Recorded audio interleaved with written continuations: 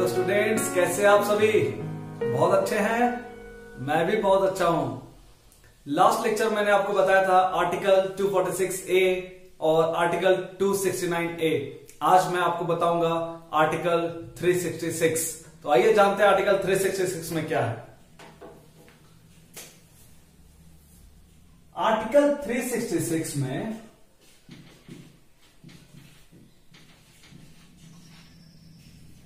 Definition दिया हुआ है।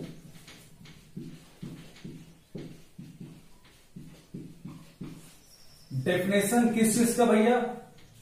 तो definition goods and services tax का। और किस चीज का डेफिनेशन है? सर्विसेज का। और किसका है? स्टेट का। स्टेट का। तो ये हम लोग जानेंगे definition of goods and services tax, definition of services and definition of state. तो सबसे पहला स्टार्ट करते हैं गुड्स एंड सर्विसेज टैक्स का। तो as per article 366 clause 12A। देखो बच्चों, हम लोग जब लॉ पढ़ते थे तो उसमें होता था सेक्शन, है ना? सेक्शन होता था, जैसे बोलते थे सेक्शन 4, और अंदर ब्रैकेट में जो रहता था उसको सब सेक्शन बोलते हैं। उसी प्रकार आर्टिकल में 366 और जो अंदर में होता है उसको क्लाउज बोलते हैं। ओके, तो यहां पे सब सेक्शन या सब आर्टिकल नहीं चलता, यहां पे क्लाउज बोलते हैं। तो आर्टिकल 366 क्लॉज 12A में गुड्स एंड सर्विसेज टैक्स को डिफाइन किया गया है। इसमें बोला गया है goods and services tax means any tax on supply of goods or services or both, except tax on the supply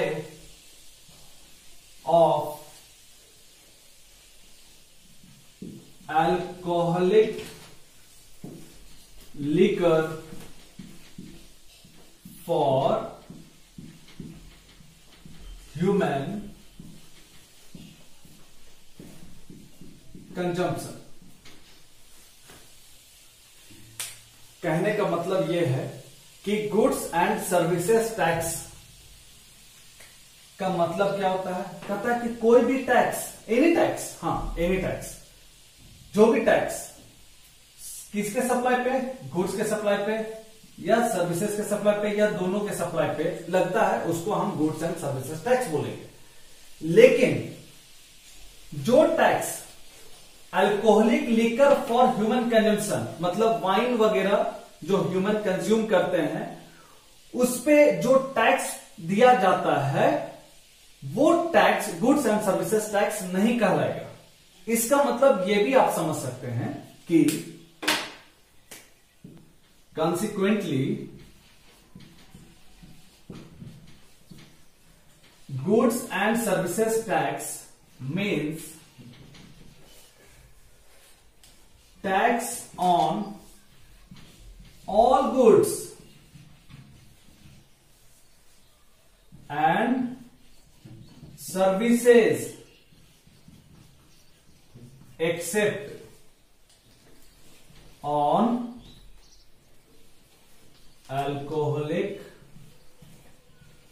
liquor for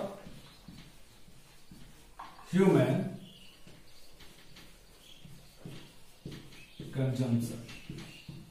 कहता है कि जीएसटी का मतलब मोटा मोटी आप समझिए कि जीएसटी का मतलब वो टैक्स होता है जो कि गुड्स एंड सर्विसेज पे लगता है, लेकिन किस पे नहीं लगता है?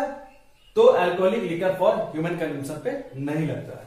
ये है आर्टिकल 366(12)(a), जिसमें किसका डेफिनेशन दिया हुआ है, गुड्स एंड सर्विसेज टैक्स का, गुड्स एंड सर्विसेज टैक्स का। अब नेक्स्ट आर्टिकल आते हैं हम लोग,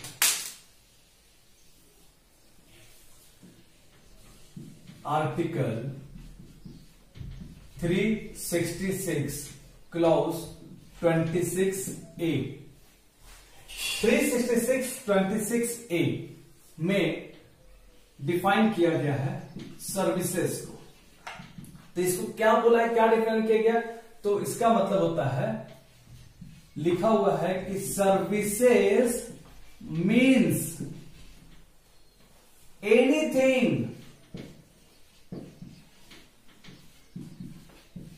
अदर देन गुड्स। इसका मतलब, सर्विस का मतलब गुड्स को छोड़कर जो चीज भी बचा वो सब सर्विस कहलाएगा। बस इतनी सी बात लिखा हुआ है। नेक्स्ट आर्टिकल 366 क्लॉज 26B, इसमें स्टेट का डेफिनेशन दिया गया। स्टेट इसमें क्या बोलता है, बोलता है कि विथ रेफरेंस टू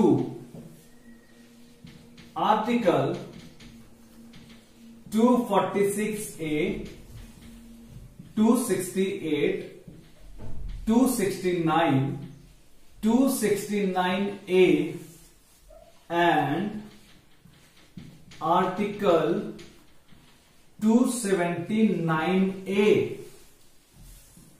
includes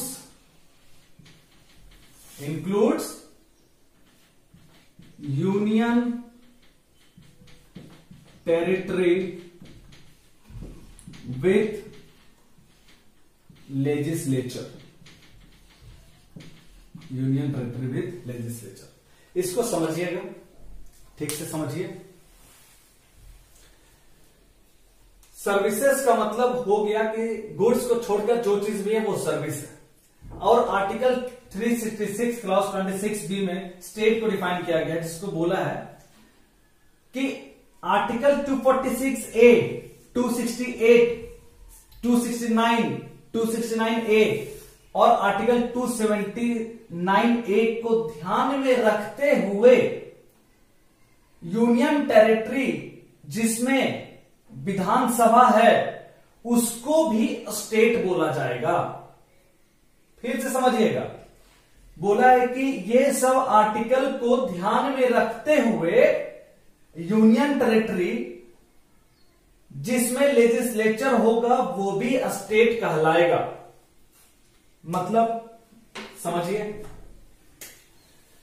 अब यूनियन टेरिटरी एग्जांपल लेते हैं, जैसे नेशनल कैपिटल हम लोग का दिल्ली है, ठीक है, तो दिल्ली एक यूनियन टेरिटरी है, नो डाउट यूनियन टेरिटरी है, लेकिन इसको जीएसटी के तहत चूंकि इसमें विधानसभा है, इसमें क्या है, विधानसभा है, इसीलिए इसको स्टेट बोला जाएगा। इसको क्या बोला जाएगा, स्टेट। उसी प्रकार जैसे जम्मू एंड कश्मीर ये भी एक यूनियन टेरिटरी ही है, लेकिन चूंकि इसमें विधानसभा है इसीलिए ये भी क्या कहलाएगा, स्टेट कहलाएगा। यानी यूनियन टेरिटरी जिसमें लेजिस्लेचर होगा वो जीएसटी के अंदर स्टेट कहलाएगा। बस इतनी सी बात है। तो आप इस तीनों को ध्यान से समझिएगा, क्योंकि अगर क्वेश्चन आता है what do you mean by goods and services tax, तो आपको कम से कम इतना तो पहले लिखना ही पड़ेगा कि गुड्स एंड सर्विसेज टैक्स का मतलब क्या होता है। उसमें फिर आप गुड्स को डिफाइन कीजिएगा, फिर सर्विसेज को डिफाइन कीजिएगा। गुड्स को डिफिनेशन हम आपको बताते हैं, चूंकि ये 3 डेफिनेशन जो है ये नया इंसर्ट किया गया आर्टिकल में, ठीक है, लेकिन स्टेट का डेफिनेशन पहले से, गुड्स का डेफिनेशन पहले से है। तो वो गुड्स का डेफिनेशन आप देखिए क्या है,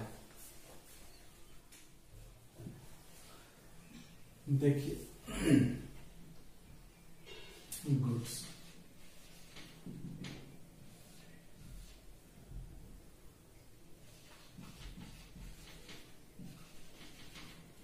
Goods has already been defined under clause 12 of Article 366 in an inclusive manner. In an inclusive manner to provide that goods includes all materials, commodities and articles. ये गुड्स का डेफिनेशन है। Article 366 के clause 12 में इसको पहले ही define किया गया है और ये सब न्यूली इंसर्टेड है, नया डाला गया है। तो इसमें बोला गया है कि क्लाउज 12 ऑफ आर्टिकल 366 इसको डिफाइन करता है इंक्लूसिव मैनर पे। क्या बोलता है कि goods includes all materials, commodities and articles। तो ये था डेफिनेशंस। ओके, तो आपने आज जाना आर्टिकल 366 12A, 366 26A, 366 26B। अब मैं थोड़ा सा एक बारीकी आपको बताता हूं।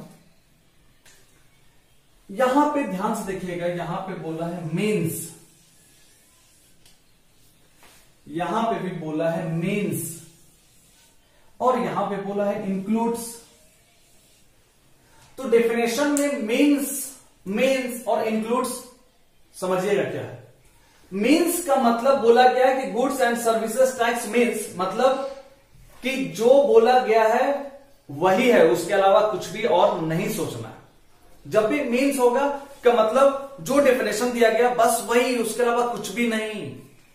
लेकिन जब इंक्लूड दिया जाएगा तो इसका मतलब है कि पहले से कुछ डिफाइंड है, अब इसको कुछ नया इंक्लूड किया गया है।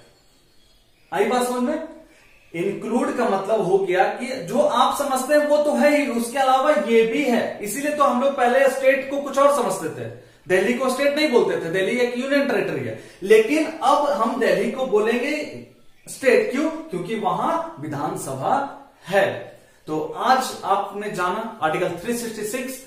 अब इसके बाद मैं आपको बताऊंगा article 279, a very important examination point of view से, जीएसटी काउंसिल। तो नेक्स्ट लेक्चर में मैं आपको दूंगा।